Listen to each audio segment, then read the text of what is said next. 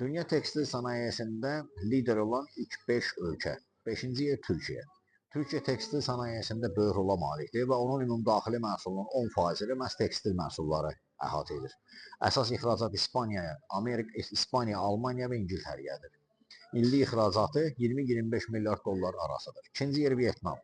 Vyetnam tekstil sənayesində xüsusi yer tutur. Əsas dünya brendlərinin fabriki rolunu oynayır. Hazır məhsulları burada tikdirirlər. İllik ixracatı 40 milyard dollardır. Üçüncü yer Bangladeş. Bangladeş üçüncü yer tutmaqla əlavə illik ixracatı 45 milyard dollardır. Əsas etibarla ucuz mallar üzrə məşhurdur. Tekstil malları üzrə Latin Amerikasında lider sayılır.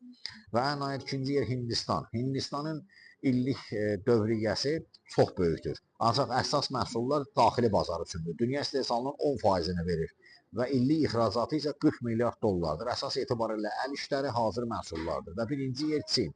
Çinin dünya istehsalının şəxsiz lideridir ki, istehsalın 50%-ni verir və 300 milyard dollar illik ixracatıdır. Sintetik məhsullar, müxtəlif növ hazır, xammal, parça məhsulları tekstil sənayesinin əsas hissəsidir. 10 milyondan çox işçi onun sənayesində çalışır. Yaxın qonşularımızdan İrandır ki, tekstil sənayesində bu ətrafda xüsusi ölkələrdən biridir. İllik məhsul istehsalı 7,5 milyard dollar həcmindədir.